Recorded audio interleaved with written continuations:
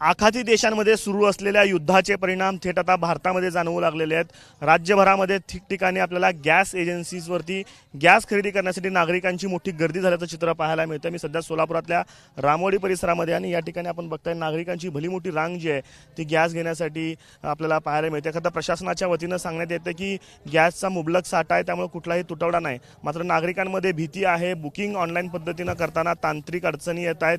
Gas मिळेल की नाही या भीतीनं नागरिक जे आहेत ते स्वतःच्या घरगुती टाक्या ज्या आहेत त्या घेऊन आता गॅस एजन्सी समोर येत आहेत आणि गॅस खरेदी करण्यासाठी रांगा लावत आहेत। खरं तर हॉटेल व्यावसायिकांचे व्यावसायिक जे गॅस आहेत ते आता बंद करण्यात आले, त्यामुळे हॉटेल व्यावसायिक असतील किंवा अन्य उद्योग असेल त्यांना त्याचा फटका बसतोय।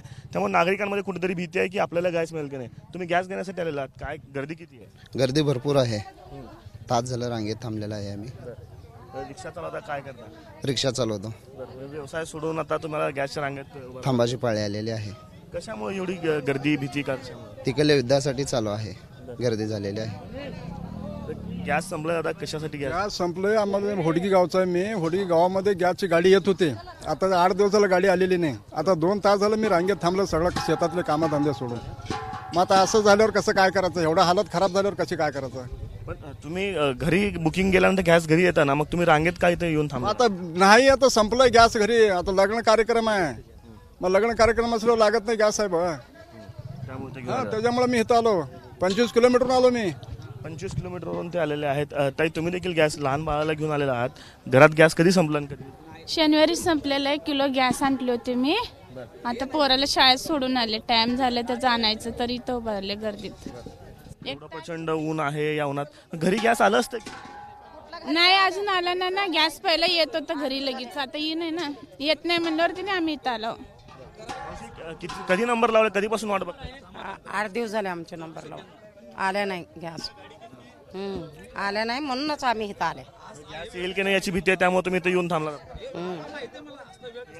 आपण बघताय हे जे गॅस बुक केलेले आहेत त्या सर्व ग्राहक जे ते या ठिकाणी आलेले आहेत। रामवाडी परिसरातील ही गर्दी आहे। खरं तर गॅसचे जे कर्मचारी आहेत ते देखील त्यांना समजावत आहेत, ज्यांचं बुकिंग आहे केवळ त्यांनाच या ठिकाणी दिलं जात आहे। KYC जर नसेल तर त्यांना देखील तांत्रिक अडचण आहेत। दादा कधीपासून ही गर्दी सांभाळत आहे, किती अडचण होती? अडचण भरपूर येत आहे आम्हाला। आता आम्हाला 3-4 दिवस झालं कस्टमर भरपूर पॅनिक झालेले आहेत। मग त्यामुळे ज्यांना ॲक्च्युली गरज नाही ते पण येत आहेत इमिजिएटली, आणि जे आधी बुकिंग केले ते लोक सुद्धा येत आहेत। आणि कस्टमरला आता माझी विनंती आहे की हा जो शॉर्टेजचा जो पिरियड आहे त्याच्यामुळे त्यांनी थोडंसं आम्हाला सहकार्य करावं, कारण का आमचे पण हात बांधलेले आहेत। वरतून जसं सप्लाय आम्हाला येईल त्या हिशोबाने आम्ही देऊ शकणार आणि बुकिंग प्रमाणेच आम्ही देऊ शकणार। आम्ही सरकार म्हणतं की तुटवडा नाही आहे, तुम्हाला हवं तेवढं लोड मिळतंय का? आता रेग्युलरली नाही भेटत आहे, रेग्युलरली नाही भेटत आहे। साहजिक आहे तुटवडा नसणार, पण जो रेग्युलर सप्लाय आहे, समजा आता रोज एक ट्रक यायचा ऐवजी 1 दिवसा 8 जर का आलं तर मग तो होणार। सप्लाय रेग्युलरली आहे, पण आमच्याकडे गाडी जी पोच होते ती 1 दिवसा 8 जर का पोच झाली तर हे सगळं डिस्टर्ब होणार ते। नक्कीच या ठिकाणी आपण बघता ही गर्दी, ही रांग जी आहे ती या ठिकाणी आपल्याला पाहायला मिळते। लोकांमध्ये पॅनिक सिच्युएशन आहे आणि पॅनिक सिच्युएशनमध्ये लोक गॅस मिळवण्यासाठी जे आहेत ती गर्दी करताना आपल्याला पाहायला मिळतात। किंवा सोलापुरातला हे रामवाडी परिसरातले ही एक एजन्सी नाही, अशा सगळ्याच एजन्सीमध्ये आपल्याला गर्दी जी आहे ती नागरिकांची पाहायला मिळेल। लोकांमध्ये कुठेतरी भीती आहे की युद्धाचे परिणामांमुळं पुढं जर गॅस मिळाला नाही तर अडचण होईल, आणि त्यामुळे आत्ताच लोक पॅनिक सिच्युएशनमध्ये पॅनिक बुकिंग करतायत। गर्दी जी आहे ती ठिकठिकाणी पाहायला मिळते। असे लांबच्या लांब रांगा ज्या आहेत त्या सोलापूरमध्ये वेगवेगळ्या गॅस एजन्सी समोर लागलेल्या आपल्याला पाहायला मिळत आहेत। कॅमेरा पर्सन अयुब कागदीसह आफताब शेख, ABP माझा, सोलापूर। ABP माझा, उघडा डोळे बघा नीट।